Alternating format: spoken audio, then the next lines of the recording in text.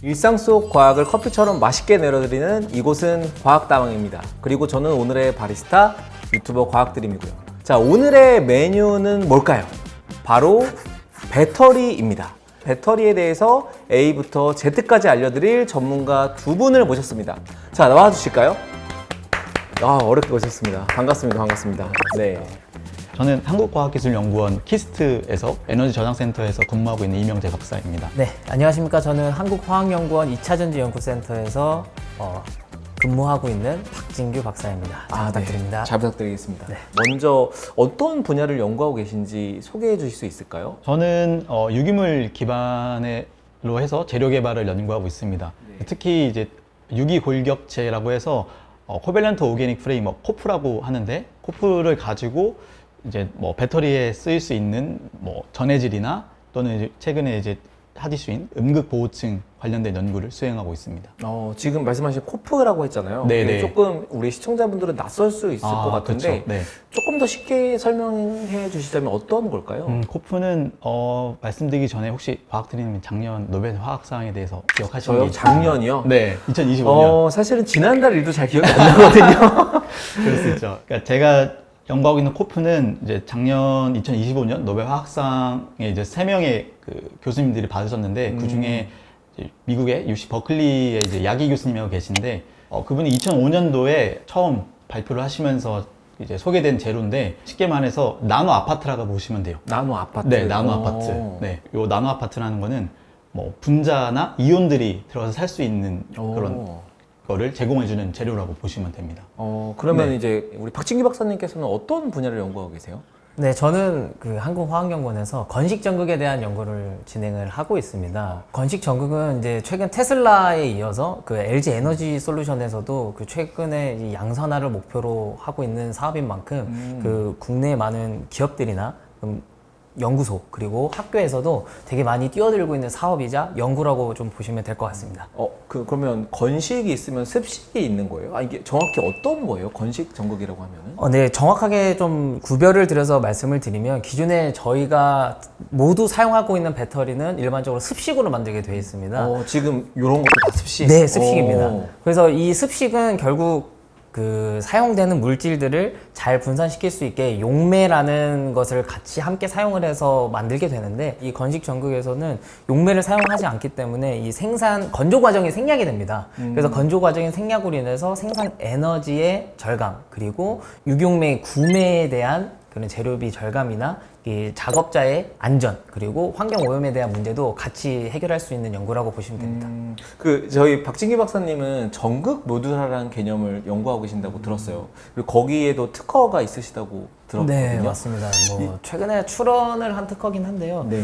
요 특허는 이제 전극의 모듈화, 즉 쉽게 얘기하면 기능성 전극들을 혼합을 해서 하나의 전극 모듈로 만드는 것을 의미를 합니다. 그래서 이러한 집약적인 고성능의 이 전극을 제조하는데 새롭게 도입된 개념이라고 좀 생각하시면 될 것 같습니다. 그래요? 그러면 제가 그냥 듣기로는 모듈이라고 했으니까 그냥 마치 레고 블럭 같은 느낌이 들긴 하거든요. 근데 우리가 레고 블럭을 떠올리면은 요 레고 블럭을 여기에도 끼울 수 있고 여기에도 끼울 수 있고 그거를 조립해서 뭔가 새로운 것도 만들고 이러잖아요. 네. 전극 모듈도 마찬가지인 거예요? 네, 맞습니다. 정확하게 그러한 그 컨셉을 가지고 좀 제가 설계를 했습니다. 왜냐면은 원하는 위치에 배치를 함으로써 이 부피도 줄이고 이 값비싼 재료들을 좀 줄일 수 있는 장점이 있어서 이러한 최적화를 통해서 이 최고의 성능을 내보자 라고 해서 새로 도입된 게 이제 제가 전극의 모듈화라는 개념을 좀 도입해 왔습니다. 근데 이제 두 분께서 배터리를 연구하셨으니까 그냥 일상적인 질문을 던져보자면 네네. 저희가 뉴스에서 이 배터리 화재 사고 소식을 많이 접할 수 있잖아요. 그렇죠. 네.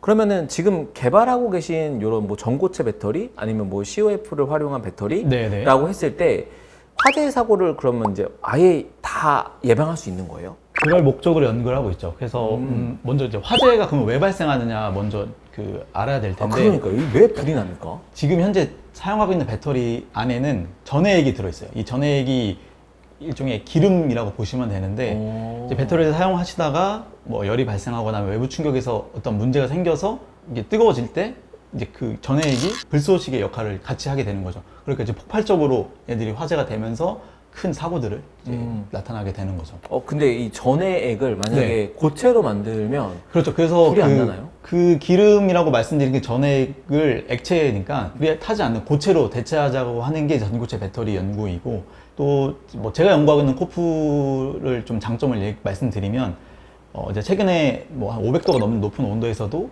이렇게 견딜 수 있는 그런 장점을 가진다 이렇게 보고되고 있어서 향후 앞으로 차세대 배터리는 전체가 이제 고체로 이루어진 전고체 배터리가 이제 주를 이루지 않을까 생각이 듭니다. 그 배터리에 사용되는 다양한 원소들이 있잖아요. 예를 들면 히토리도 많이 사용되는 걸로 알고 있는데 이런 거 없이도 개발할 수 있는지 이런 것들이 좀 궁금하긴 하거든요. 연구자 입장에서는 다 된다. 사실 저는 된다고 생각을 합니다. 네. 왜냐하면 일단 첫 번째로 그러한 지금 뭐 히토류나 뭐 이러한 전이금속들을 이용을 해서 배터리를 만들고 있는데, 이런 것들을 대신해서 지금 개발이 되고 있는 이 차세대 배터리의 종류로 정말 다양하게 있습니다. 그래서 대표적으로는 뭐 소듐 배터리, 소듐? 네, 그다음 리튬 황전지, 뭐 리튬 메탈 전지, 뭐 이렇게 되게 다양한 분야들이 있습니다. 요 차세대 전지가 만약에 개발이 잘 된다, 그럼 가장 큰 장점으로는 1회 충전당 사용할 수 있는 시간이 정말 길다라는 장점을 가지고 있습니다. 왜냐하면은 엄청나게 높은 에너지 밀도를 가지고 있는 게 큰 장점이거든요. 예를 들어 리튬 황은 뭐 그람당 한 1600 정도의 용량을 가지는데 저희가 일반적으로 사용하는 거는 한 200 정도라고 생각을 하시면 됩니다. 거의 8배요? 네, 8배 정도 차이 나고. 네. 그럼 1시간 쓸 거를 8시간 정도 8시간 쓸 수 있는 겁니다. 그럼 엄청난 거잖아요. 엄청난 겁니다. 근데 왜 개발이 이렇게 더딘 겁니까? 개발이 더딘 이유는 이유가 있을 거는 어렵다는 거죠. 뭐 사실 그 차세대 전지를 쓸 수 있는 소재들이 가지고 있는 사실 화학적인 문제라고 대부분 볼 수 있습니다. 그래도 될 거라고 저는 기대를 하면서. 저도 기대하고 있습니다. 네, 오늘 두 분 덕분에 배터리에 대해서 정말 자세한 얘기들을 들어볼 수 있는데요. 그래서 준비했는데 저희가 일상에서 궁금한 배터리에 관련된 상식들 있잖아요. 이것과 관련해서 OX 퀴즈를 한번 해볼까 합니다. 둘이 다르면 어떡하죠? 다를 수 있다고 생각하면 열심히 해보겠습니다. 휴대폰을 충전기에 꽂아서 완충을 했어요. 그런데 계속 방치하면 화재가 발생한다. 자, 하나, 둘, 셋. 오. 항상 배터리의 화재는 그 밀폐된 공간에서 충전을 할 때 이 배터리가 열을 받으면 화재가 날 가능성이 매우 높습니다. 그래서 이런 베개 밑이나 혹은 뭐 이불 속이나 이런 데서 충전을 하게 되면 화재가 날 가능성이 기하급수적으로 늘어나고, 반면에 이렇게 공기가 잘 통하는 곳이나 시원한 곳에서 충전할 경우에는 상대적으로 조금 그 화재가 날 가능성이 낮습니다. 그래서 저도 실제로 충전할 때 공기가 잘 통하는 곳이나 선풍기나 에어컨 근처에서 충전을 하고 있습니다. 실제 배터리 박사님도. 네, 저도 그렇게 하고 있습니다. 배터리 박사님, 그럼 나도 그렇게 해야겠다. 불나는 게 싫어가지고. 냉장고에 넣으면 그러면은 요것도 약간 일상적인 질문이 될 수 있는데, 네. 겨울철 우리 스마트폰 배터리가 빨리 닳잖아요. 그 이유는 배터리 내부 액체 전해질이 낮은 온도에서 굉장히 둔해지기 때문이다. 하나, 둘, 셋. 맞아요? 그래서 빨리 닳는 거예요? 그렇죠. 네. 스키장 가면은 진짜 빨리 닳더라고요.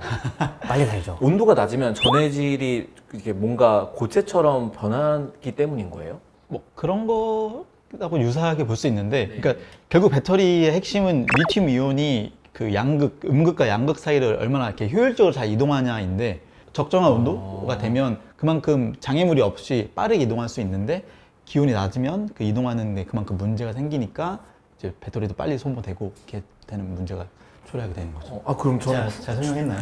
잘 설명하셨어요.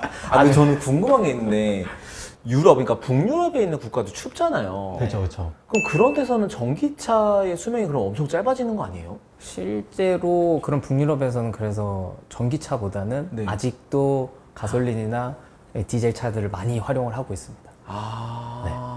그럼 저 마지막 질문이 될 텐데요. 리튬 배터리 그러니까 리튬 공급 부족 문제가 있었잖아요. 네. 그러면 이거를 해결하기 위해서는 히토류가 필요하다. 저는 O 하겠습니다. 뭐예요? 저는 왜 왜냐면 이 히토류라고 좀 얘기하기는 좀 애매하고, 네. 사실 제가 말씀드렸을 때는 히토류보다는 전이금속이라고 보통 얘기를 하는데, 히토류는 성능을 극대화시켜주는 원소라고 저는 좀 생각을 하고, 주된 원료는 이제 전이금속이라고 생각을 하기 때문에 이렇게 좀 X라고 들어갔어요. 그러면 이제 그 전이금속이 필요하다. 그쵸. 전이금속이 많이 필요하지만 이 전이금속도 계속 고갈이 되고 있어서 결국 우리는 차세대로 가야 돼요. 차세대로 가야 돼. 그럼 좀 엑셀인데. 뭐 박사님 이거 왜 이거 개인적인 생각입니다. 박사님 왜 오였어요? 저는 일단은 네. 뭐 리튬을 사용하는 게 일단 용량적인 측면에서는 가장 아직까지는 뭐 제가 이 세상을 떠나기 전까지는 리튬이 계속 사용되지 않을까라는 생각으로 그냥 O를 들었는데 또 진규 박사님 얘기 들어보니까 또 마음이 또 흥숭생숭하네요. 네. 이제 OX 퀴즈를 통해서 이제 일상 속 궁금증을 해결해 보니까 확실히 이 배터리에 대해서 너무나 쉽고 재미있게 알게 된 것 같습니다. 2부에서는 훨씬 더 재밌고 신선한 얘기로 돌아오도록 하겠습니다. 네, 2부에서 만나요.